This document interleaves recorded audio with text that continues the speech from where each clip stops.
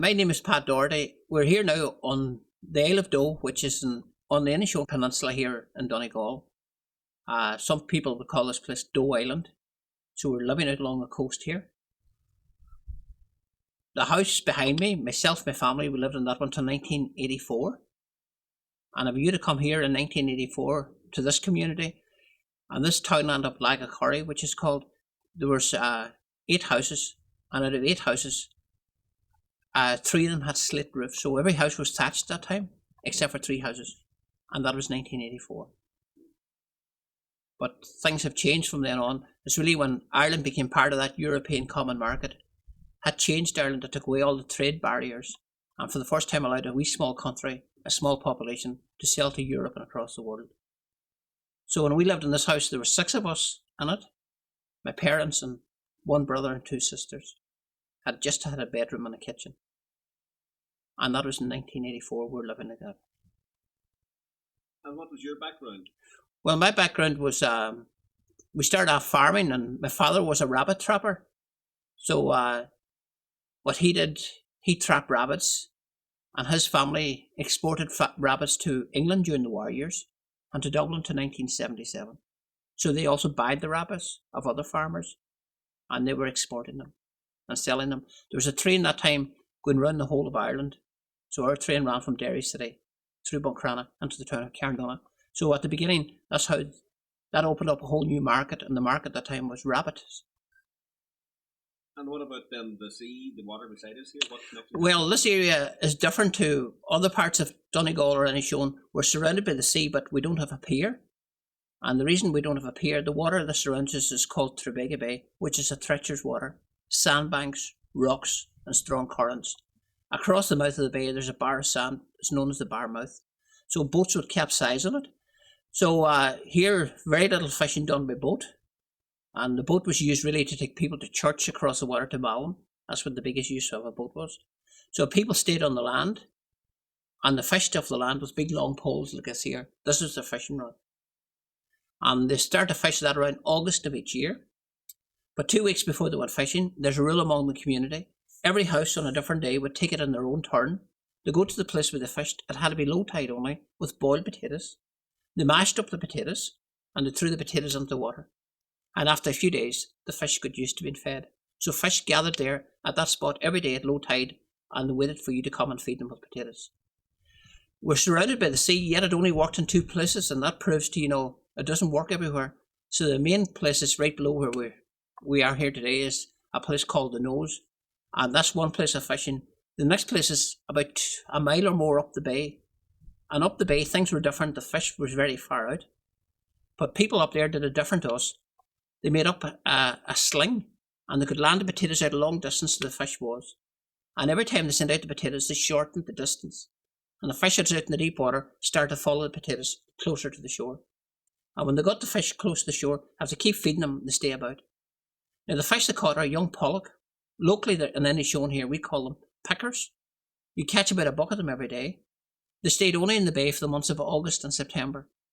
But they caught enough fish in 2 months, they kept a family going for the whole winter. And everything at that time was salted. So that was just part of life here to the 1980s. They caught the fish like potatoes. So when you caught these wee pickers, as we call them, when you went to gut them, they were full of potatoes. So they really like potatoes.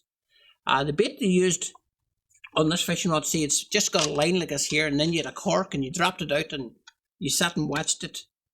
And then when the fish goes for the hook. So on the hook, we have 2 shells here locally. One's called winkle, and the other one's called wulk. And the wulk, the locals here would call it dog wulk. So in our local community, anything that had the name dog in front of it, we'd never eat it. It was a warning to us not to touch it. Yet people today's world eats away dog wulks, dog fish, dog crab. And so the wulk has got a white meat inside it. So what they do with it is they go down and they gather maybe a couple of dozen of white wulks, and they put them into like a bean can, and they cover them in sugar because they said that made them sweet, so the fish would like to eat them. And then they would just scald them. And then they'd crack that shell when they're down fishing, keep them on the shell when they're down fishing, and they crack it with a stone. And the white meat, they put it on the hook, and it looked like a potato. And then the fish, they went for that bait, you see.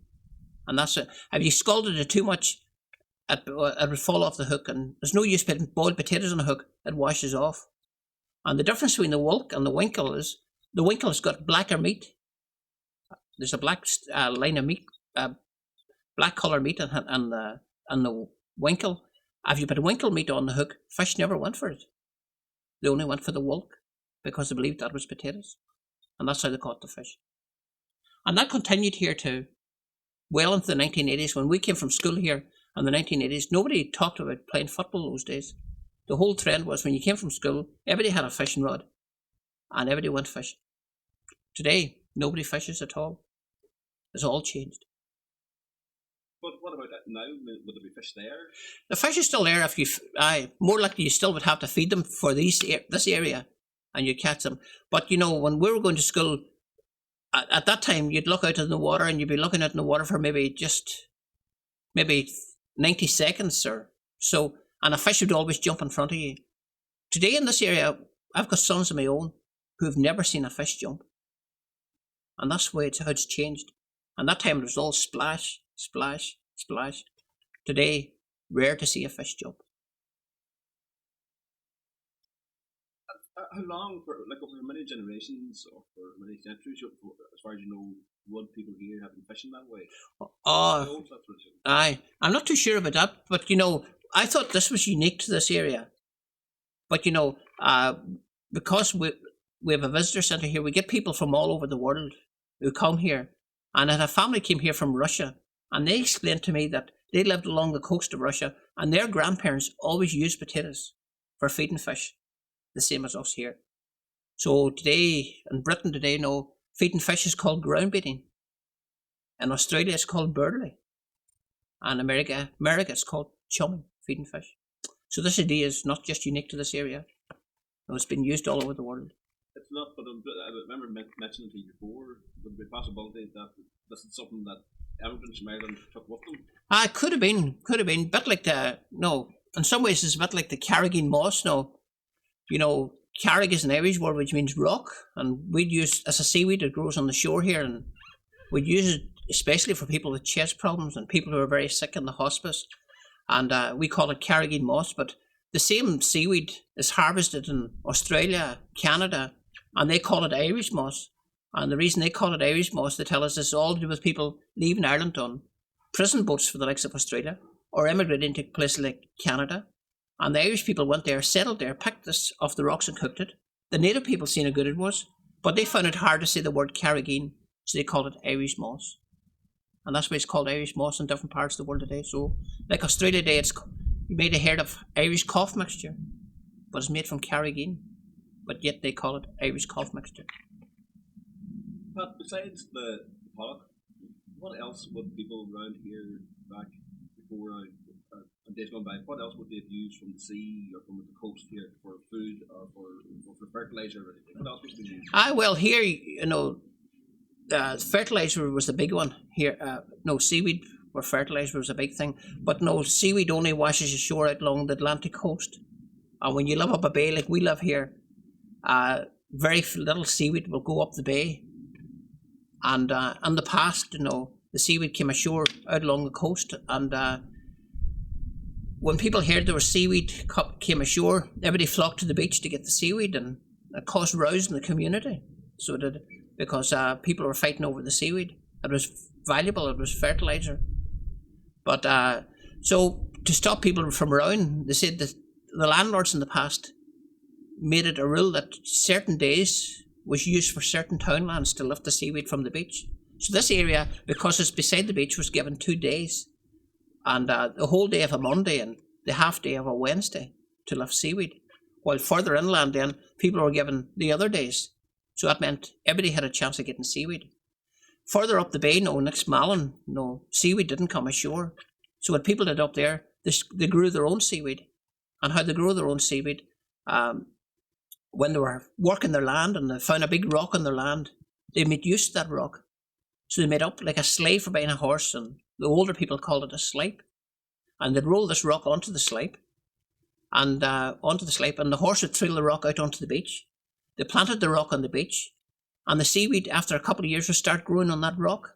So every farm here has his own wee small farm out on the beach for growing their own seaweed. So they're always adapting and they're always finding ways of surviving, because the seaweed was the fertilizer.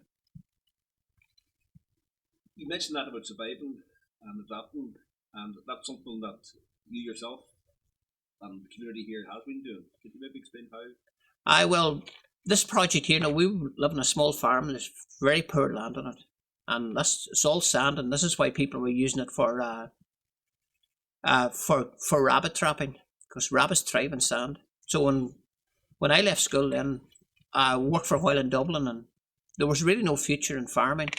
And then we'd be travelling around the country. We'd seen the whole countryside, and we noticed that Donegal was just as good a place as any for tourism, but people didn't come here, and that's the problem. People didn't come to Donegal much.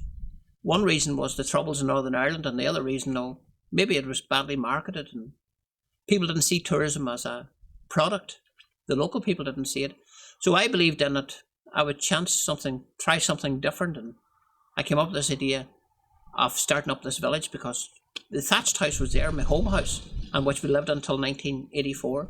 So I started off in 1997, and then every year I added different exhibits onto it, and it grew from that. Now, one of the newest exhibit is maritime related. That's oysters. Maybe you can tell us about the oyster. Further up the bay, every day the roads now are becoming busy with traffic, but traffic of a different kind, and a lot of it is people farming oysters. So just beside us here, the bay further up there, maybe 200 to 300 people at some stage will be working that bay, farming oysters. So it's become a big business. The tourists, when they come here, they keep asking us, what does them people do out on the water? And that's their question. What are they doing out there? And then you tell them, they're farming. Because most tourists what they want to know, how does that man afford to build that house? That's what they want to know. It's not the things that we think that they want to hear. They've come here to learn how the community survives. And they'll be asking, what's he doing out in the water there? And you tell them about the oysters, and then they keep asking, where can you get tasting these oysters? And that gave me the idea then of trying to do something different. And the idea is an oyster bar. So that's the plan. We had planned to do it this year, which is 2020, but because of COVID, it didn't allow us to do that. And I wanted to be a wee bit different now. It's not just tasting oysters and sitting in a corner and tasting oyster. The idea is, we bring in groups of people, and they get tasting oysters, which is the local oyster, and they get wine, and there's music, and it's all to be fun, but it's also trying to get people to realise our local foods. And that local food for this area today is oyster today. How important is that for like yourself and so on to be here and to try or to set up something that keeps you here, keeps you working, and keeps the community together? How important is that? We can either sit down and complain, complain about things not happening, or we do it ourselves. So there is a lot of help out there, government-wise and Fáilte Ireland-wise. Just an advice alone, which is, it's not always about money. It's always advice telling you how to go forward like out there. And I think we have to adapt. Every year brings a new change and a new market.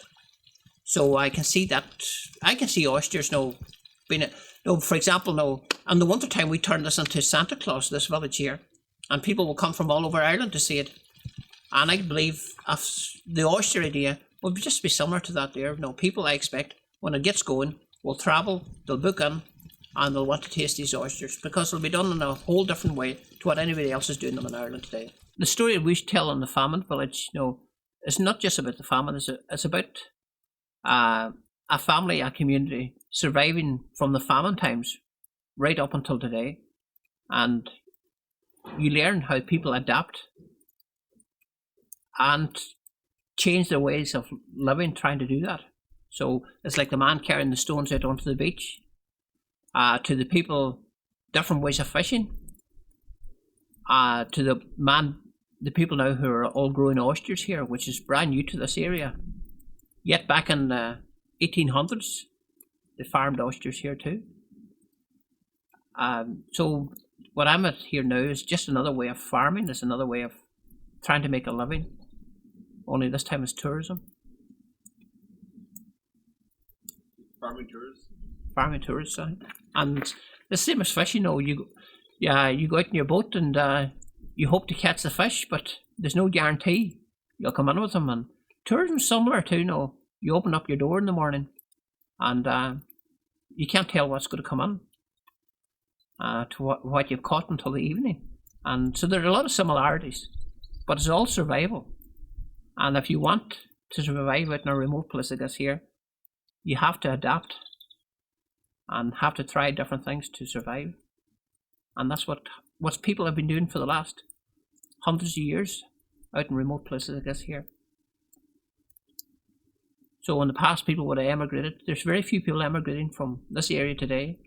The young generation today are all finding ways of coming up with ideas. Should it be an engineering shop or a different way of farming, from with one man here doing snails to the oyster farmer, who's completely different again.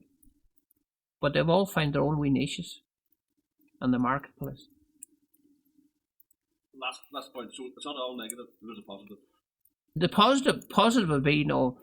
I've been involved in tourism and tourism committees for the last 20 years, and we've been meeting up every week, trying to get people to come to this area.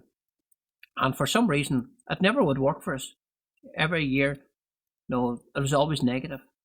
And then this year we opened up for 2 days, and then COVID came and closed us up. And we didn't really open up then again until the 9th of July. And we thought that nobody was going to come because of COVID. And for some reason, just by accident, COVID did more for this area than any other meeting we had in the last 20 years. People flocked to this part of Ireland just to see what Donegal was like.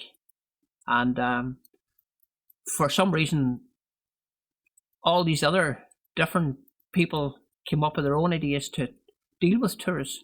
We have the water world, we have the zoo, we have alpacas, we have boats going out onto Malin Head to see the dolphins. And people came here, and they came for 1 day or 2 days, and they ended up staying for a week. So the COVID thing was really a godsend to Inishowen as far as tourism is concerned, because it did more good than long term it did damage now. Because COVID will go away, but it's opened up this whole new market for people in Ireland.